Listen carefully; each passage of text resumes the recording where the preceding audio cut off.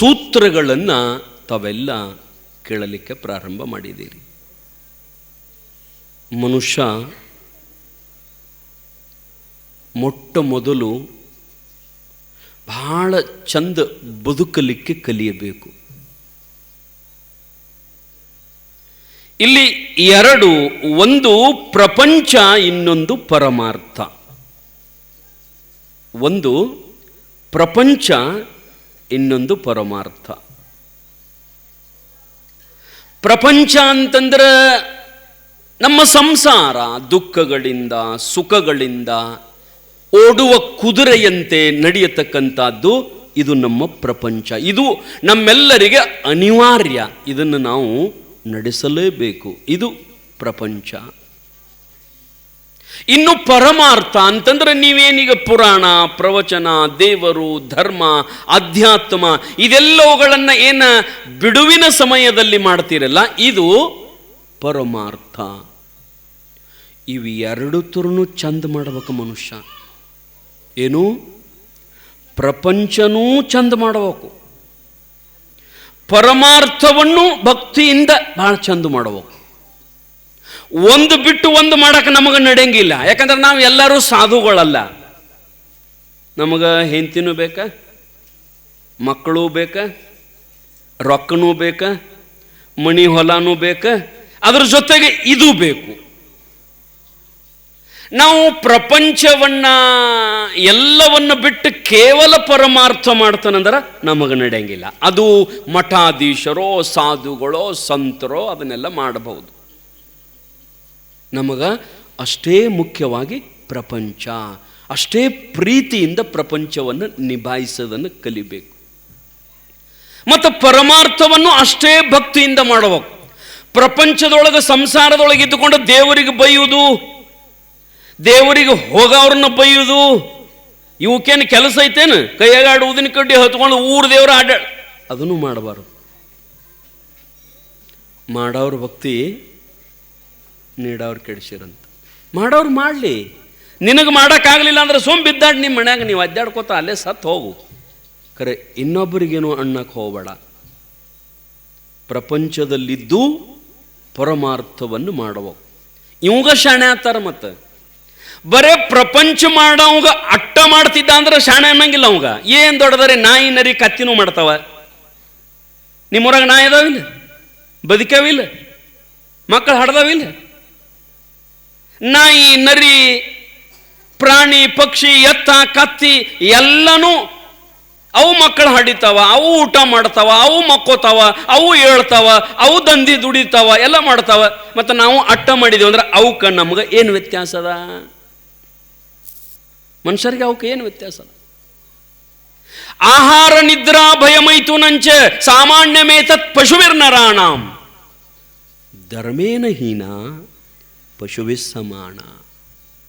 ಪ್ರಾಣಿಗಳು ಊಟ ಮಾಡ್ತಾವ, ಪ್ರಾಣಿಗಳು ನಿದ್ದೆ ಮಾಡ್ತಾವ, ಪ್ರಾಣಿಗಳು ಮಕ್ಕಳು ಹಡಿತಾವ, ಎಲ್ಲ ಮಾಡ್ತಾವ.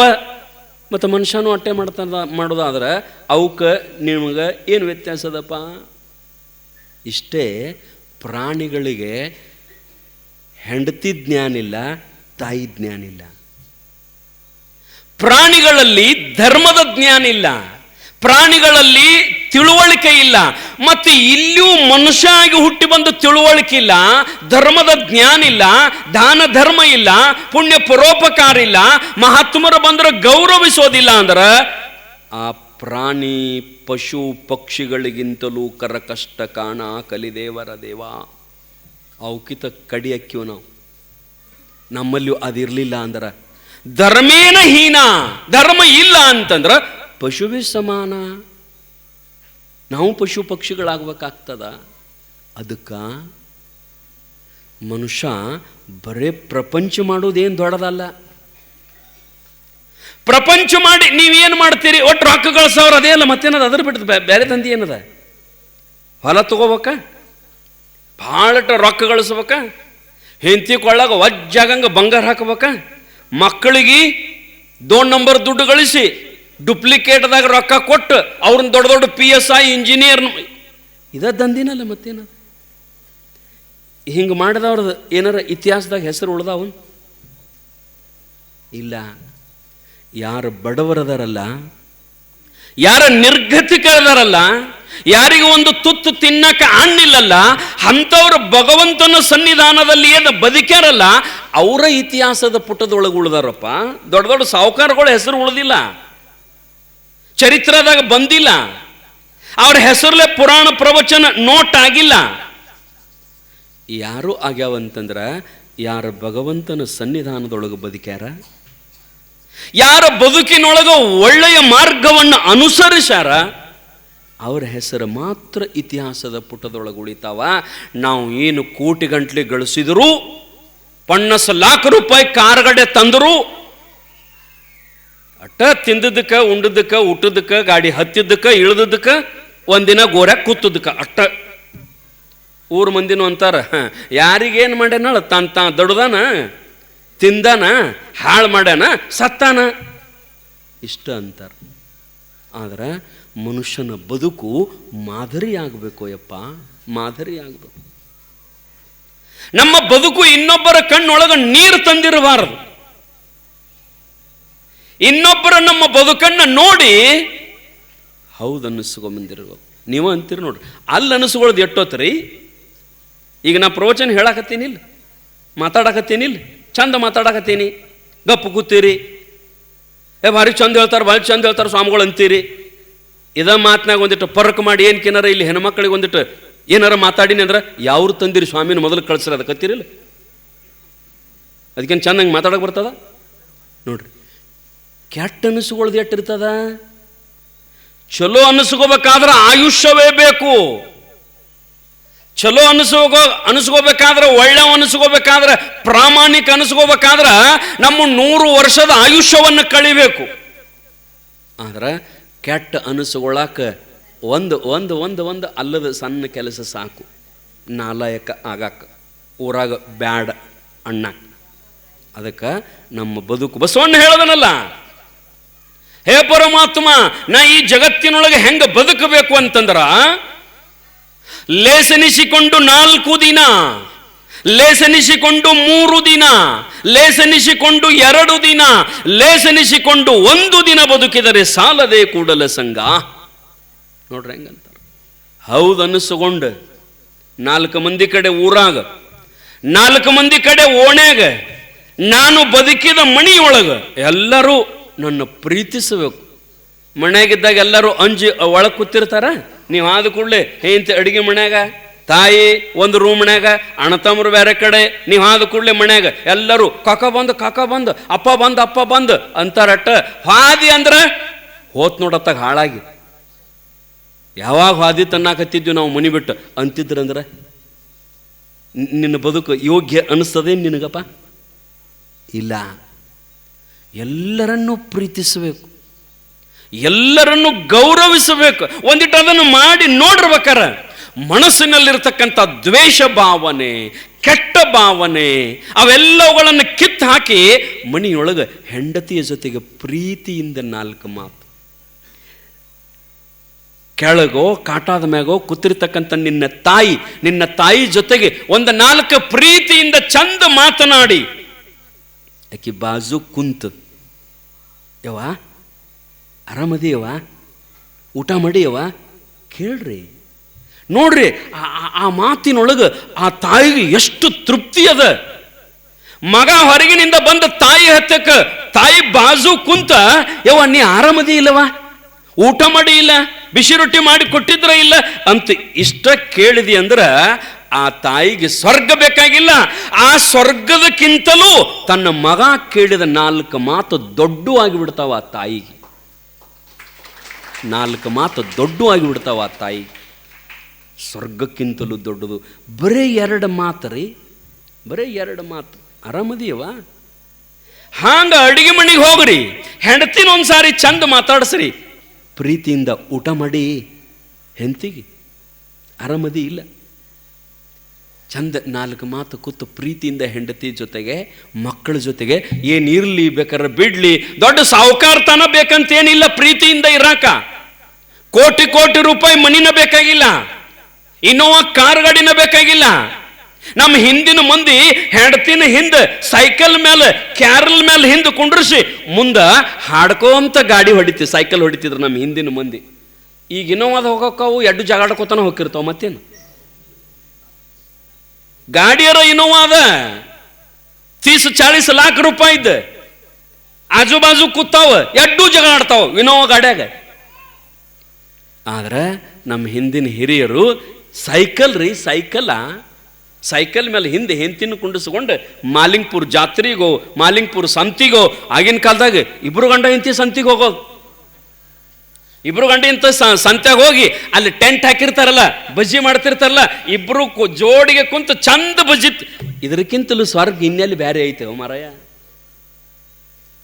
ಇದ ಮಣಿ ಒಳಗ ಚಂದ ಹೆಂಡತಿ, ಚಂದ ಮಕ್ಕಳು, ಚಂದ ತಾಯಿ ಬದುಕಿದ್ರಿ ಅಂತಂದ್ರೆ ಇದಕ್ಕಿಂತಲೂ ಸ್ವರ್ಗ ಯಾವುದೂ ಇಲ್ಲ.